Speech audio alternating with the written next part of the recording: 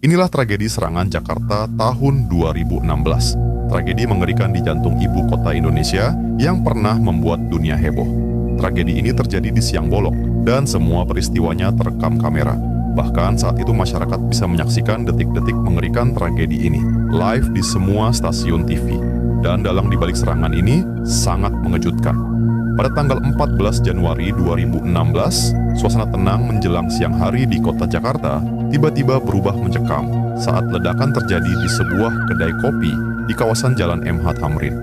Ledakan itu terdengar sekitar pukul 10.39. Akibat ledakan itu, kedai kopi hancur, kaca pecah, dan para pengunjung kedai sampai terpental.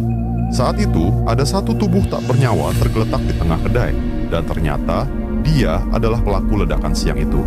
Hanya 11 detik dari ledakan di kedai kopi tersebut, ledakan berikutnya terdengar di pos polisi dekat gedung Sarinah. Saat ledakan terjadi, ada seorang polisi dan 3 warga sipil yang berada di lokasi. Kepulan asap terlihat, 2 tubuh tergeletak di sekitar pos polisi dalam keadaan tidak bernyawa.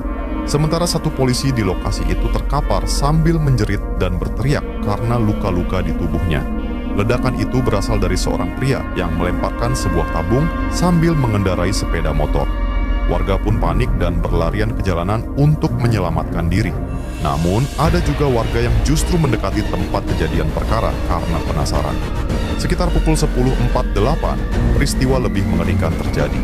2 pria tiba-tiba muncul sambil memuntahkan timah panas ke arah polisi yang sedang mengamankan lokasi. Diketahui, mereka juga membawa alat peledak yang ditempelkan di tubuh.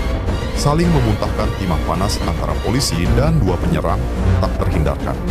Suasana tiba-tiba jadi semakin mengerikan ketika seorang warga sipil terkena timah panas yang meleset hingga akhirnya kehilangan nyawa. Diketahui, warga tersebut nekat mendekati lokasi demi mengabadikan kejadian siang itu. Setelah beberapa menit yang mencekam, pasukan kepolisian pun berhasil melumpuhkan 2 pria yang melakukan serangan. Siang itu, Jakarta benar-benar terguncang. 21 orang menjadi korban, 8 diantaranya harus kehilangan nyawa. Di kemudian hari terungkap siapa dalang di balik serangan mengerikan ini. Dia adalah Aman Abdurrahman, seorang napi yang sedang mendekam di lapas Nusa Kambangan. Fakta mengejutkan terungkap bahwa ternyata Aman merencanakan serangan tersebut dari balik jeruji besi. Dia melakukannya tanpa diketahui petugas lapas, bahkan bisa berkoordinasi dengan para pelaku di lapangan.